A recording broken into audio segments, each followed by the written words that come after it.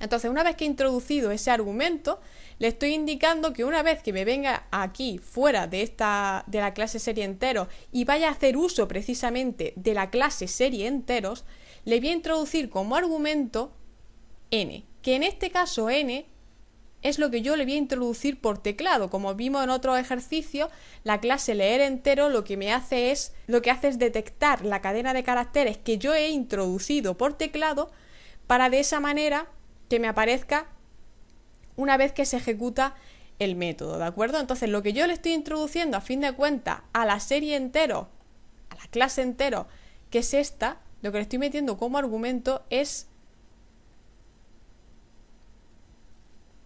el número que yo estoy introduciendo por teclado y que para eso estoy utilizando, como ya digo, este método que lo tenemos aquí implementado y que lo tendréis en entrada a datos, ¿de acuerdo? Aquí está metido el método y que lo que me hace es leerme por teclado, ya digo, un número entero que nosotros le vamos a introducir, ¿de acuerdo?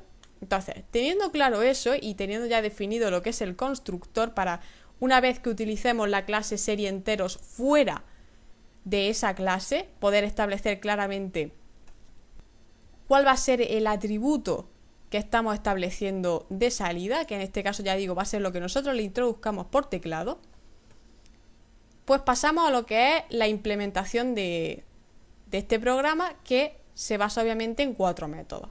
Como ya se comenta en el propio ejercicio, lo que tenemos que hacer son 4 métodos, en el cual el primero de ellos, en el que nos vamos a centrar ahora, va a ser el calcular la sumatoria. Yo le he puesto al método calcular sum.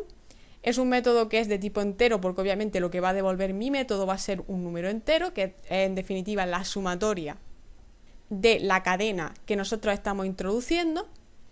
Y lo que he implementado en este método es lo siguiente.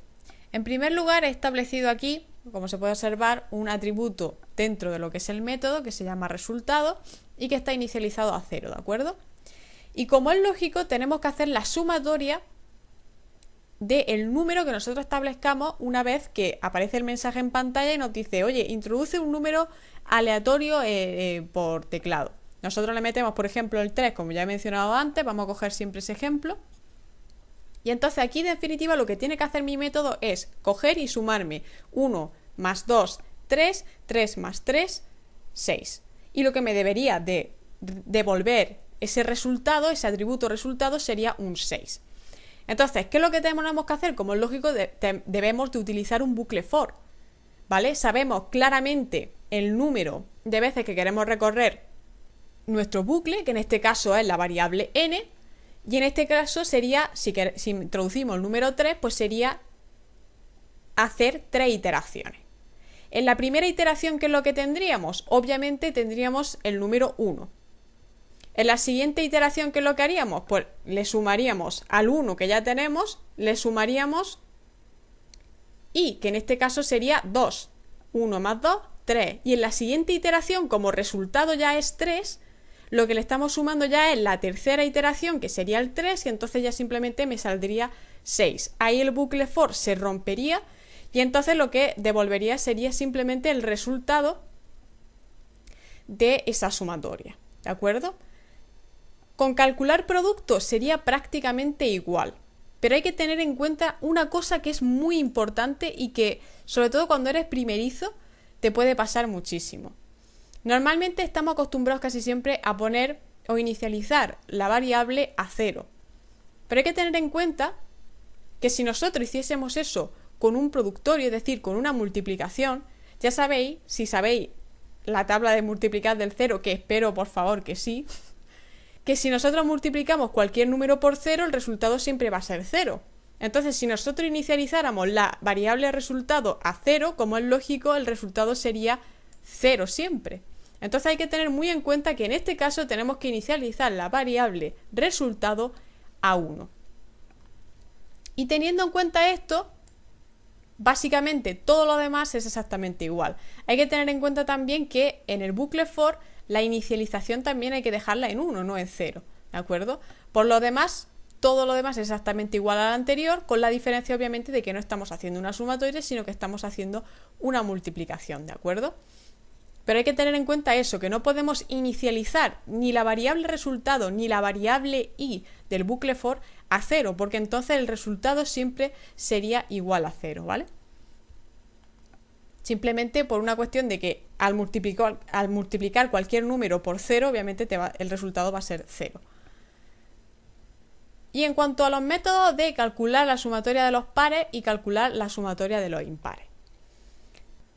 Bien, como podéis observar, es también bastante parecido al ejercicio anterior. Lo que pasa es que estos métodos en concreto son un pelín más complicados porque lo primero que se te cruza por la cabeza es cómo hago para que el programa sepa que solamente tiene que sumar los que son los números pares.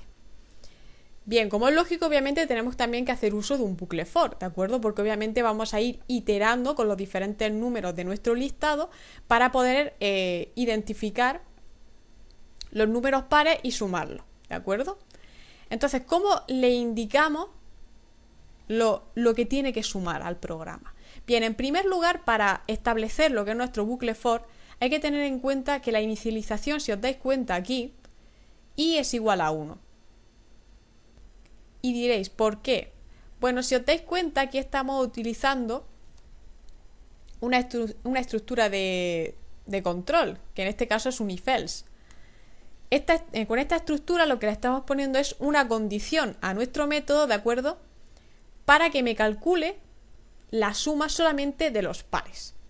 Entonces, como podéis observar en esa condición, nosotros lo que le estamos estableciendo es que i, que es la variable de inicialización que nosotros le tenemos puesto al bucle for, la división de esa variable debe ser módulo de 2.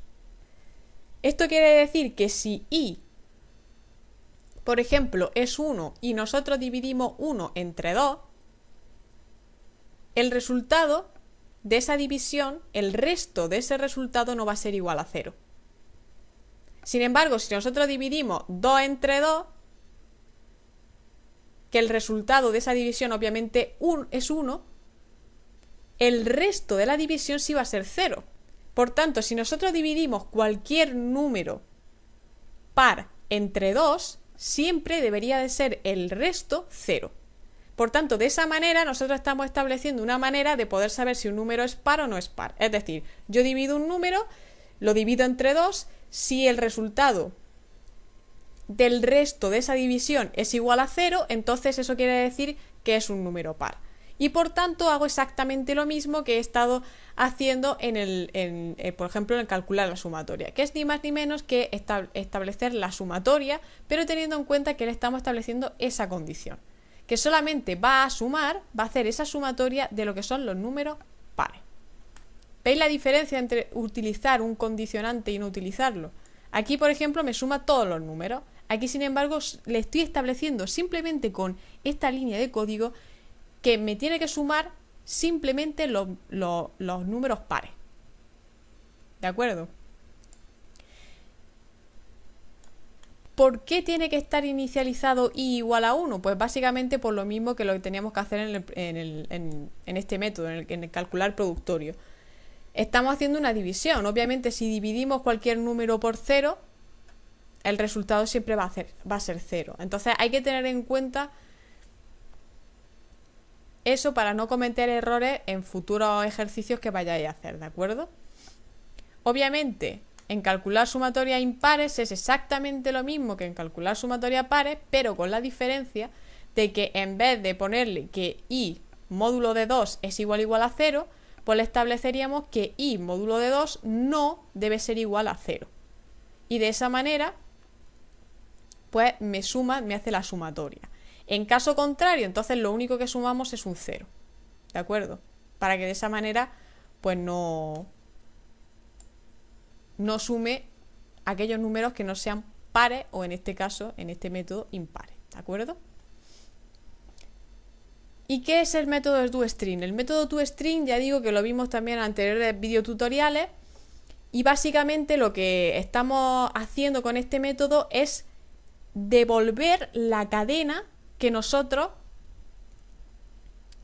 hemos introducido por pantalla. Es decir, nosotros le hemos metido un número entero, es decir, el 3, y lo que me tiene que generar el método toString es una cadena de caracteres en los que me aparezca el 1, el 2 y el 3.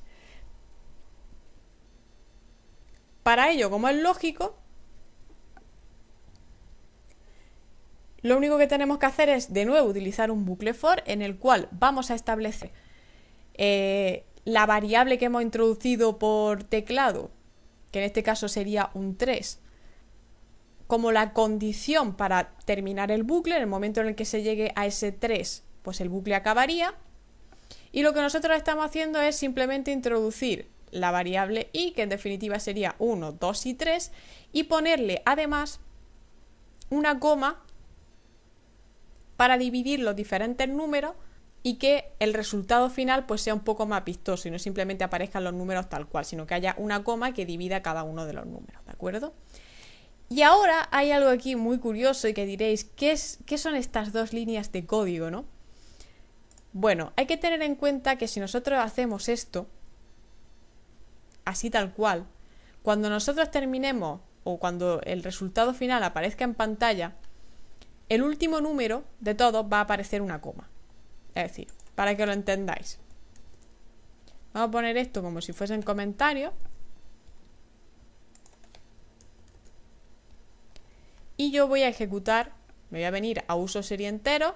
Ya sabéis que este es de aquí, desde donde deberíamos de ejecutar el programa. Obviamente esto lo tenéis que generar vosotros, simplemente haciendo uso de los métodos que ya hemos establecido en serie entero. Le ponemos simplemente un par de frases para identificar qué es lo que me está devolviendo cada una de las líneas de código, por si no me aparecerían aquí números tal cual y no sabríamos exactamente qué es lo que nos está devolviendo. Simplemente le ponéis un par de frases para saber qué es lo que nos está devolviendo cada uno de los métodos. Y ejecutamos el programa. Y como podéis observar, aquí lo que me aparece es introduzca el valor máximo de la serie, que además lo hemos puesto aquí para que el usuario sepa qué es lo que tiene que hacer, ¿no? Entonces introducimos el 3, que es el número de ejemplo que hemos ido poniendo a lo largo del ejercicio. Y como podéis observar, pues me hace la sumatoria, que sería 6, me hace el productorio, que sería 6, me hace la sumatoria de los pares, que efectivamente sería 2, porque es el único número par. Y la sumatoria de los impares pues sería 3 más 1, que son 4. Es decir, los métodos funcionan perfectamente y hacen lo que nosotros les pedíamos. Pero si os dais cuenta, el toString, que lo que me genera es este resultado, es decir, dentro del número entero que le hemos introducido, me ha hecho un listado con los números que van dentro de... con los números que forman ese listado, que sería 1, 2 y 3. Y como podéis observar, al final de todo, aquí lo ideal sería que esta coma no existiera, para que quedase más bonito, más decente, ¿no? Entonces, esta línea de código que yo he puesto aquí con comentarios, lo que hace precisamente es quitarme esa última coma del final.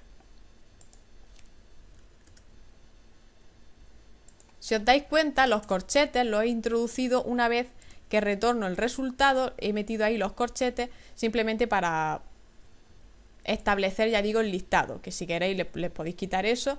Simplemente es adorno, no tiene otro misterio. Pero para que veáis también cómo funciona cada una de las líneas y qué es lo que se genera en cada una de las líneas. Aquí el resultado lo único que me establecería sería 1, 2 y 3 con una coma entre medias. Aquí esta línea de código lo único que me hace es quitarme esa coma final que queda un poco mal que aparezca, ¿no? Y por último, aquí simplemente le he puesto estos corchetes simplemente para adornar, no tiene otra funcionalidad, ¿de acuerdo? Entonces, centrándonos en estas dos líneas de código, que si os dais cuenta están fuera del bucle for, porque si lo pusiéramos dentro del bucle for lo que haría sería quitarme cada una de las comas. Aquí lo que le estoy introduciendo es que a la cadena resultado, que es obviamente un string, estoy utilizando este método. Si dejáis el cursor encima del método, os aparece qué es lo que hace este método, ¿de acuerdo? Ya sabéis que una cadena de caracteres pues tiene una serie de métodos que están metidos dentro de las librerías de Java que nosotros podemos utilizar, ¿de acuerdo? Y es el caso de lastIndexOf. Este método lo que me hace es establecer o atrapar, mejor dicho, un carácter que haya dentro de una cadena de caracteres. Entonces nosotros lo que le estamos diciendo es: quiero que dentro de la cadena de caracteres, que en este caso sería 1, 2, 3, me coja simplemente el carácter coma. Y si ese carácter coma es igual a el último elemento de la cadena de caracteres, pues entonces ejecuta esta línea de código. ¿Y qué es lo que me hace esta línea de código? Pues simplemente me coge la cadena resultado y utiliza este método que es el método substring. ¿Qué es lo que hace el método substring? El método substring lo que hace es sacar las letras acotadas por nosotros. Es decir, imaginaos que tenemos la palabra Ana, ¿vale? La palabra Ana tiene 3 letras. Y entonces lo que vamos a hacer con el substring es especificarle que solo queremos las 2 primeras letras de esa palabra. Es decir, la A y la N. Entonces, para poder establecerle al método substring que solamente queremos de esa palabra esas 2 letras, le pondríamos substring 0,1. ¿Entendéis, no? Y entonces lo que me devolvería sería, en vez de la palabra Ana, sería AN. ¿De acuerdo? Entonces, para poder entender exactamente cómo lo estamos aplicando en concreto a este ejercicio, lo que nosotros le estamos diciendo es, cógeme aquí, desde la letra 0, cógeme todo el resto de la cadena de caracteres, exceptuando la última letra. O mejor dicho, el último carácter. Entonces, como obviamente el último carácter de esta cadena, hay que tener en cuenta que olvidado de los corchetes, porque los corchetes están aquí, están fuera de lo que es esta línea, de código. Como el último carácter que aparece en esta cadena de caracteres en la coma, lo que aquí me está quitando obviamente es la coma final. ¿De acuerdo? Entonces, simplemente con esta línea de código, lo que hacemos es evitar que aparezca esa última coma final, que la verdad pues que es un engorro. Y ahora si metemos el 3, esa coma final desaparece. ¿De acuerdo? Hay gente que le da bastante quebradero de cabeza el tema de las comas finales y ya os dais cuenta que simplemente 2 líneas de código. Hay otras maneras también de hacerlo, pero a mí me ha parecido más indicado, al menos en esta ocasión, explicarlo así, para que entendáis que también podemos hacer uso de otros métodos que obviamente nosotros no hemos implementado, pero que están, como es lógico, implementados en las librerías de Java y que son muy útiles y que deberíamos de conocer. Ya digo que os podéis meter en la página de Oracle y ahí aparecen cada uno de los métodos que podemos usar dentro de la librería, y además también, como ya digo, el truquillo de poner un punto detrás de una clase o por ejemplo de aquí un string, y aquí te aparecen cada uno de los métodos que podemos utilizar, ¿de acuerdo? Y además con una pequeña descripción, incluso con un ejemplo que casi siempre sale aquí a la derecha, ¿de acuerdo? Entonces básicamente el ejercicio sería este. Y como podéis observar, los bucles en general son bastante útiles y son muy necesarios para hacer cualquier tipo de ejercicio. Vamos a intentar, por ejemplo, meter un número entero que sea un poco más largo y por tanto la cadena no salga más larga. Como podéis observar, pues lo genera igualmente.